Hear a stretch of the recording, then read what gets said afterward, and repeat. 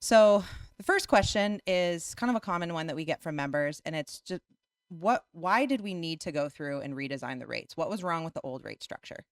It's a great question, Melissa. We do get that a lot. And I think the best way to answer that question is to kind of go back into history and look at utilities from their inception. So early on, when the first electric utility got started out in the East Coast, they were producing electricity for primarily lighting.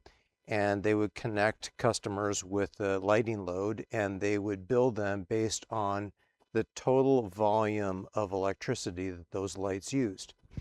Well, as you added additional customers and additional lights, you had to build additional infrastructure, and that infrastructure required costs.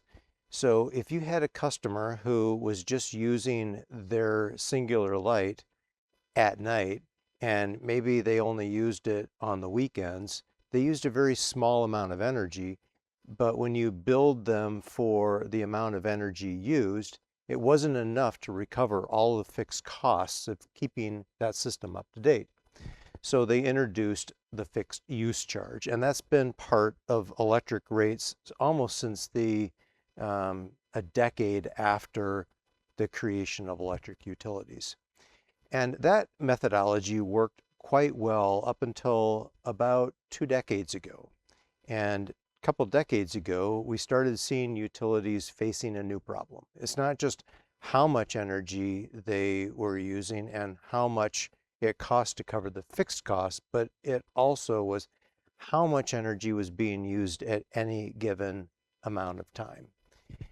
And as the grid has become increasingly challenged and strained, that has become a greater problem. So now we have to make sure that our rates are recovering that component of our costs as well. And I think one of the things that we're going to get into later in this podcast is all of the things that have compounded to make that a reality. But the short answer to your question is we have to make sure that our cost recovery through our rates is reasonably in line with how we incur costs. And a greater portion of that has to do with the peak volume of energy that our customers are using. So what would have been the ramifications if we just would have increased the kilowatt hour charge and had no demand component to residential rates whatsoever? And we just said, okay, well, we've got higher costs. We need to recover them somehow. And so let's just increase the kilowatt hour charge. What would happen there? It's a great question, and there's, I guess, two different ways to look at that. First of all, if you are a customer who is average and you're living in a 1,800 to 2,500 square foot home or an apartment, and you're using a average amount of electricity, the way that our rate is designed is the first 5 kW of that, or actually median peak use, is provided at no cost. It's all that power incremental to that that is causing some strain on the grid. Now consider that customer in comparison to someone who might be living in a 25,000 square foot home, or someone who has a couple electric vehicles and a pool and a spa and a heated driveway.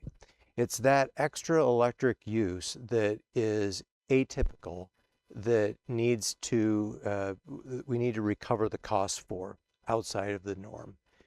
Another way of looking at it is absent this cost, there is an increasing incentive for people to install solar on the rooftop.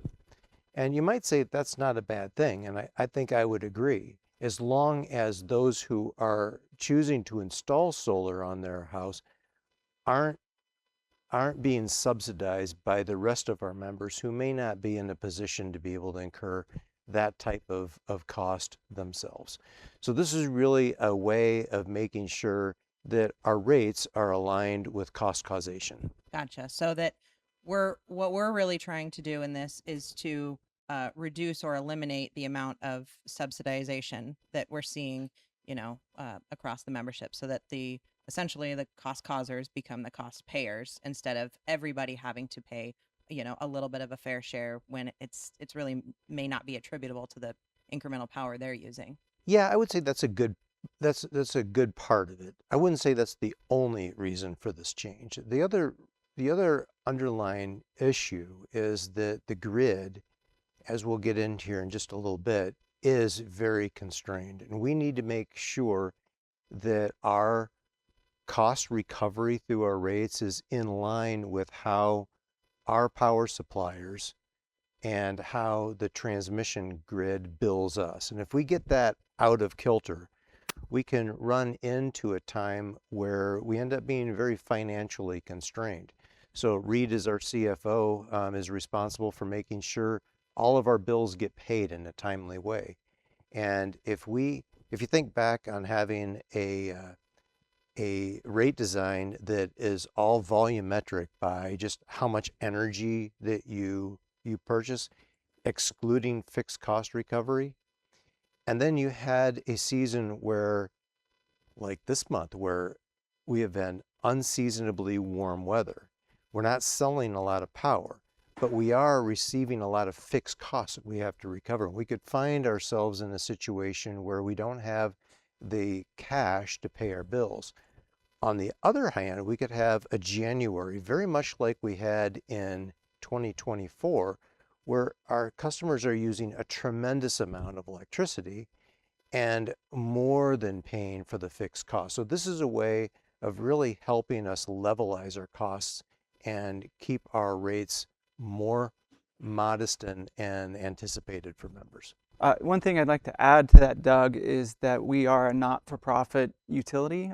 We're owned by the membership, and so when we talk about revenue and costs, we only collect enough revenue to cover our costs, and anything left over is allocated to the membership and is redistributed to them later on after we've used it to fund our operations and our capital investments.